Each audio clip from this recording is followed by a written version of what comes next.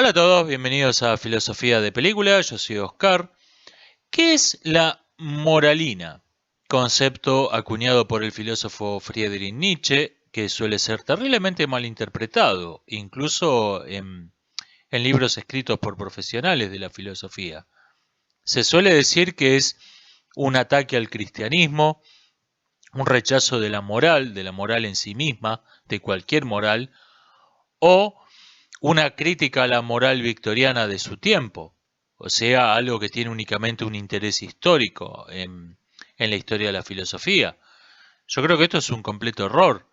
Se está confundiendo el concepto con los ejemplos que pone Nietzsche. Del mismo modo, Newton explica la, la ley de gravedad hablando de carretas. Einstein explica la relatividad hablando de faroles en estaciones de tren. Esto no quiere decir que esas teorías físicas no se apliquen a automóviles o cohetes en órbita. Hay que distinguir la, el concepto duro, la teoría, del ejemplo. El ejemplo solo es un ejemplo. Y de modo similar, se toma como lo central de este concepto nietzscheano los ejemplos que puso Nietzsche, que desde luego eran ejemplos de su tiempo. En química, el sufijo "ina" indica que algo es un extracto de otra cosa. Moralina es algo que se ha extraído de la moral, es algo que se ha destilado de la materia prima de la moral que estaba ahí de modo natural. Con frecuencia, estas inas son toxinas, son venenos de origen natural. Entonces, moralina vendría a ser un veneno que se ha extraído de la moral. Este sería su traducción. La moralina es una pseudo-moral, es una moral de envenenadores, dice Nietzsche. Del mismo modo que el envenenador es un enemigo, es un asesino, pero se muestra como el cuidador más solícito, más responsable de su víctima, que le está llevando comida y agua a esta pobre persona que está enferma, cuando todo el mundo ignora que está enferma por causa del envenenador. Eh, del mismo modo, el moralinista, podríamos decir, se hace pasar por un moralista, pero en realidad es un enemigo. Se hace pasar por un moralista que está dando consejos y para que mejorar el mundo, pero en realidad es un enemigo. Está tratando de destruir a una humanidad que odia. Eh, ¿En qué se distingue esta pseudo-moral, esta moral de envenenadores? En que no propone nada.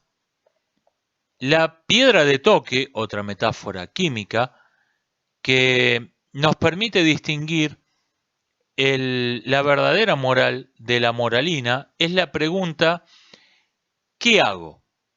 Si no puede responder un sistema de ideas, no puede responder a la pregunta, bueno, ¿y qué hago? Entonces es una pseudo moral, es moralina. Del mismo modo que la piedra de toque nos permite distinguir el oro de verdad del oro de tontos, del falso oro.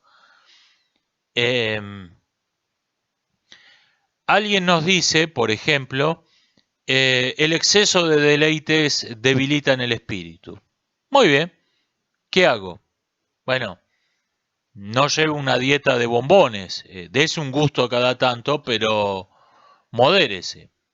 Ok, eso es verdadera moral. Estemos de acuerdo o no con ese consejo.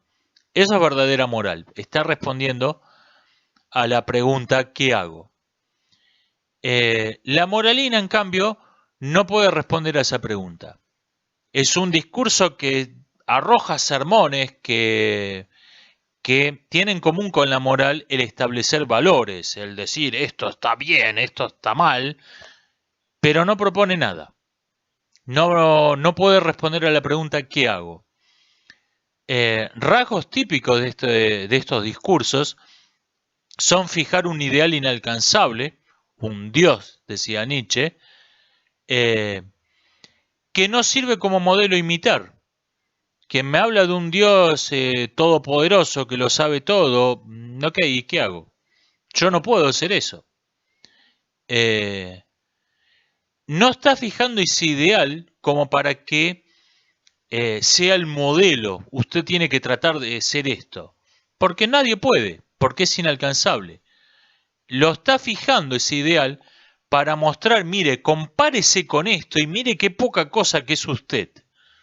Es una virtud que humilla. Es un discurso moral que no pretende mejorar a la persona, que pretende degradarla, que pretende envilecerla, que pretende humillarla.